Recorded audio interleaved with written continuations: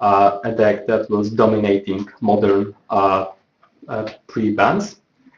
So now many people are wondering whether this deck is still playable or good, if they can still play it. And my answer to this question is yes, it's still really big player in Modern. But first, Jaunt is an attrition type deck. It really attacks all of your resources. It attacks your life total with big efficient creatures. It generates card advantage with cards like Dark Confidant and Liliana, and also it attacks your hand with also Liliana and many discard spells. So the deck basically plays really good creatures. It plays 12 2-drops, 4 Confidants, which are draw engine of this deck. They are drawing 1 card a turn, basically, additional 1 card a turn. Scavenging Ooze, which is important in versus grave-based strategies. So any type of Gorill's Vengeance, Reanimator, or Storm, Pot. So they are very useful. The abilities are very, very useful, as well as combating Snapcaster Mages. And they are excellent against aggressive decks, which are trying to burn you out. They gain life, so it's very important. I have 4 Tarmogoyfs, which are the biggest 2 mana creature, basically. It's giant vanilla, 2 mana being usually 2 mana 4/5. And as a replacement for Deathray Shamans, I play 2 Lavamancers in slot mana 1. They are also a creature, as well as it was with Deathray Shamans, that have to be answered, especially in creature matchups. So I play also 7 copies of discard spells. I decided to increase the usual count that was played in this type of decks before, because now we lost an excellent 1-drop. So yes, 7 copies of discard to fight any type of combo decks, as well as against any deck it does something. So 2 monsters. So as a removal spells, I have 4 lightning bolts, which are the best removal spells in this format. 1 copy of Pillar of Flame, which is very important because it costs 1 mana and can handle Kitchen Finks or Voice of Resurgence. Terminate to deal with bigger creatures, and Abrupt Decay. It's very important to have this kind of answers against problematic permanents like Threats of Disloyalty or Bitter Blossom.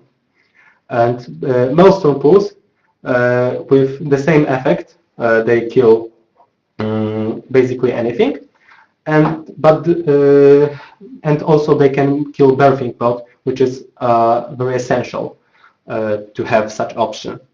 Very important card in this type of deck is Liliana. It provides you with card advantage, so it can be your engine, your way to win the game. It has powerful ulti and both powerful +1 and -2 abilities. So I play 4 of them. It's really good against most of the decks. And I forgot to mention, I have also Olivia Voldaren card to end my curve. It's very good, and if it becomes unanswered, it can easily steal the game. As for the mana base, I play 8 fetch lands, and it's in Modern, it's like the lowest count in this type of deck that you can have. It's very optimal count, and I play 4 shocklands. I could play more, but it's very important to preserve your life total, especially when you have cards like Thoughtseize or Dark Confidant. So I play 4 Blackcleave Cliffs. They are excellent land because they can cast any of your 1-drops. As well, they are not paying you at all. 3 basic lands and 5 man lands, 2 Treetop Villages and 2 Raging Ravines. They are very important in attrition war matchups. As for the sideboard, I have main focused on creatures to deal with creature decks, and my sideboard is focused on dealing with combo decks. So I have one copy of Nihil Spellbomb, another card, Graveherd card, which is very important against Living End. Two copies of Sowing Salt. It's a card basically to fight Tron, one of the toughest matchup for this deck. Thoughtseize, which is awesome against any combo deck basically, and Tron. Kitchen Finks to fight Zoo, which may rise as White Nakato was unbound, and two Fulminator Mages, also against Tron.